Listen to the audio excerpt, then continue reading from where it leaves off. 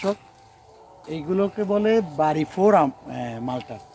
আমি জানি না, আমি সত্যি বলছি কিনা জানি না, তবে কিছুদিন আগে ওনাদের একটা ভিডিওতে দেখলাম তুহিনের লিখে আছে বাড়ি ফোর মালটা।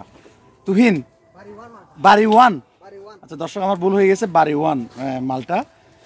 ইতিমধ্যে সাইজ আস্তে আস্তে বড় হচ্ছে, হয়তো বা আপনারা তুহিন এদিকে এক মাসের ভিতর। এটা হচ্ছে তুহিন, আমার ছোট ভাই, মানে আমার খুব প্রিয় তুহিন এবং ইমন ভাই বললে আসসালামু আলাইকুম। একটু তুহিন বলুক এই ইয়া নিয়ে, বাড়ি ওয়ান আমরা নিয়ে। এটা হলো যে বাড়িওয়ান মালটা, যেটা একটা বাংলাদেশি জাত। এটা যদি পরিপক্কভাবে খাওয়া যায়, একবার যদি কেউ খায়, একটা বার টেস্ট করার পর সে আর বিদেশি মালটা, ওই সিজনে বিদেশি মালটা তার খাইতে ইচ্ছে করবে না। যদি ব্যানে যেগুলো বিক্রি করে পরিপক্ক হওয়ার আগে টাকার জন্য বিক্রি করে ফেলে, ওইগুলা যদি খাই তাহলে তার এই মালটার মিষ্টিটা সে উপভোগ করতে পারবে না। আমার মতে যদি পরিপক্ক হওয়ার পর সঠিক জায়গা থেকে কিনতে পারে, তাহলে মালটা এই স্বাদটা প্রচুর রসালো, প্রচুর মিষ্টি, প্রচুর মিষ্টি।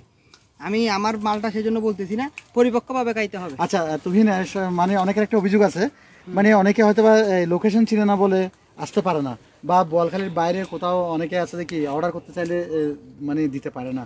এই ক্ষেত্রে কোনো সুদূর কোনো প্রসারী কোনো চিন্তা ভাবনা আছে কিনা? আমাদের থাকলেও আপনি তো জানেন যে আমরাও একবার এবার চেষ্টা করছি যে যাতে আমরা বাইরে কিছুটা দিতে পারি মানুষদের। এখন ওই রকম সুযোগ পাচ্ছি না, মানুষ এখান থেকে এসে নিয়ে যাচ্ছে, অলরেডি শেষ হয়ে গেছে। মানে আমাদের আরও চিন্তা ছিল যে আরও 1 মাস পর আমাদের আম শেষ হবে, বা 15 দিন পর আম শেষ হবে, তার আগে আম শেষ হয়ে গেছে। আচ্ছা দর্শক, যেটা বলছিলাম, এখানে কিন্তু প্রথমে কিন্তু ছিল সুপারি বাগান 2019 সাল থেকে, 19 সাল থেকে না, হ্যাঁ, সুপারি বাগান। 19 সাল থেকে কিভাবে বাগানের শুরুটা হয় একটু জেনে নিই আমরা। অনেক সময় এখানে যে মানে সার্জন পদ্ধতিতে আমার আব্বা সার্জন জায়গাগুলো যেহেতু পরিত্যক্ত ছিল, তো 2015 সালে সার্জন পদ্ধতিতে আমরা চাষ করতাম, সবজি ক্ষেত করতাম।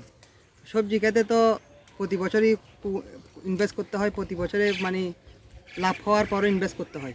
তো আমরা সিদ্ধান্ত নিই, ইউটিউবে দেখতাম যে বাগান হচ্ছে, খুব সুন্দর বাগান হচ্ছে।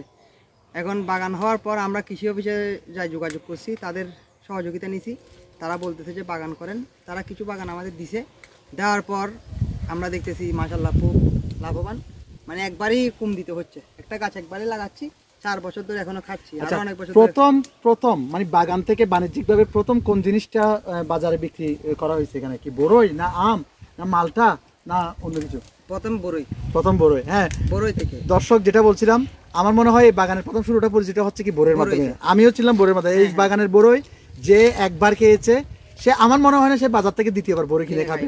ওই জন্য আমি তুহিনের সাথে একমত, যে মালটার কথা বললো, একবার খেলে কিন্তু কি, আমি বলবো যে একটা বার টেস্ট করার পর যদি তার ভালো না লাগে তাহলে তার কিনতে হবে না, কিনতে হবে না। একবার টেস্ট করবে। আমরা যখন বিক্রি করবো, আমরা অনলাইনে যখন দিব, তখন এসে যদি একবার টেস্ট করে, তখন আর ওনার থেকে মালটা, বিদেশি মালটা কিনে খাইতে ইচ্ছে করবে না।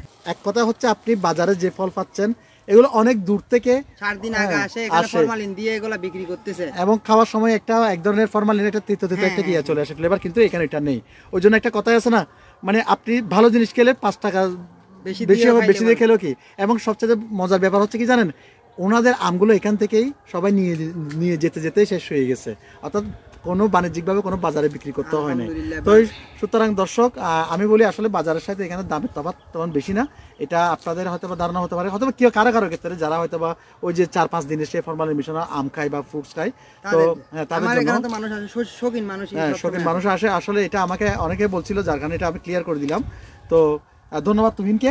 আমরা নতুন কোনো ভিডিও নিয়ে আবার আপনাদের সামনে হাজির হব। আপাতত আমরা বিদায় নিচ্ছি। আসসালামু আলাইকুম।